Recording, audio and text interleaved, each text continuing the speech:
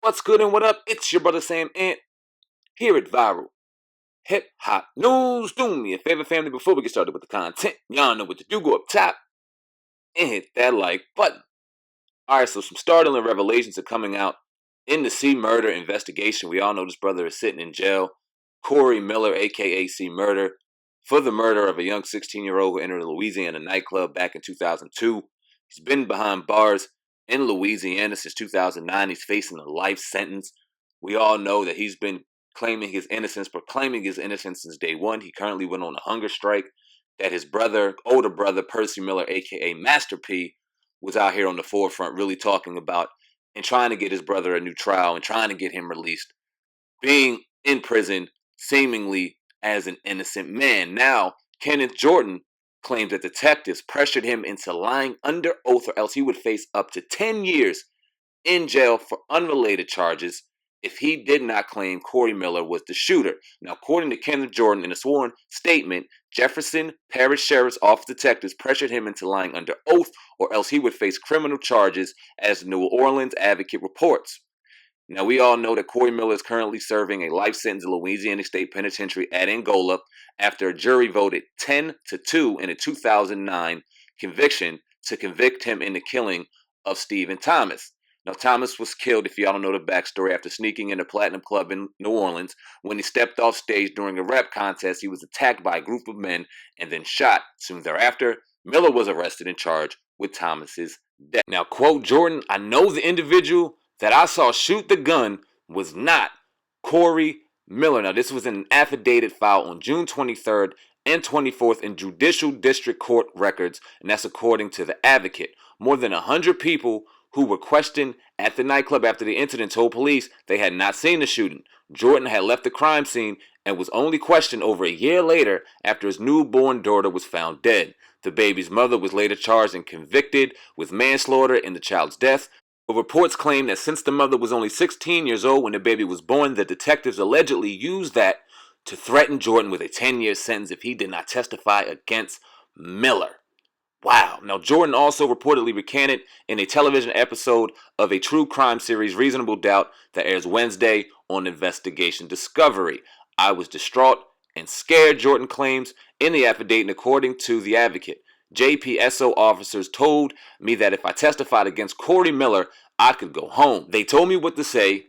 The feds made facts about the fight and details about the DJ and the dance party, none of which I really knew. Now, this gets even deeper and even more sick. Jordan was not asked to testify in Miller's first trial in 2003, but when the trial judge threw out the jury's guilty verdict because prosecutors withheld information about a witness' criminal background, he was brought on board in 2009 retrial after being brought in from Atlanta and held on a material witness bond. Between the trials, Jordan claims Jefferson Parish deputies harassed him and his family and refused to listen to his assertions that his previous claims were false, saying it was too late for him to change his story. Quote Jordan, "If I would turn back the hands of time, I wouldn't have done it.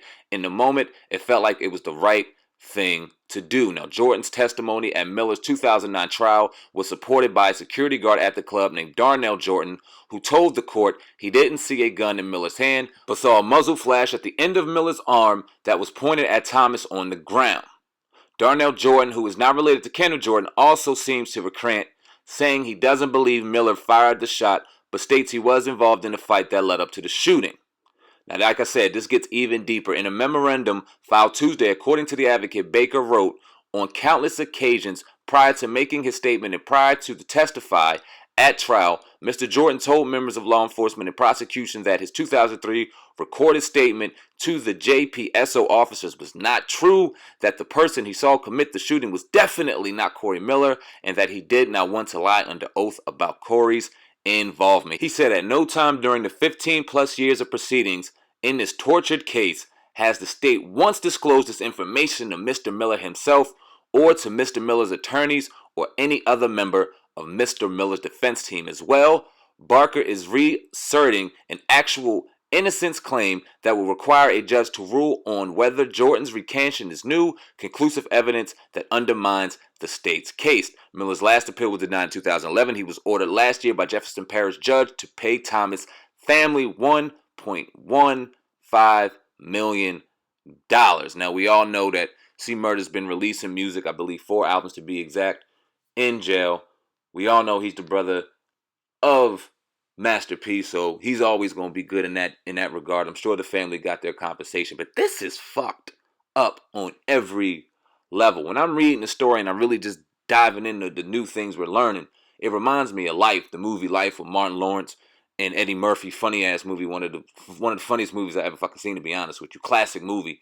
But if you really look at the underbelly of what's really going on, they just convicting whoever they want with whatever they want, and they're making innocent people's lives just completely destroyed. This brother is sitting in jail right now for something he did not do.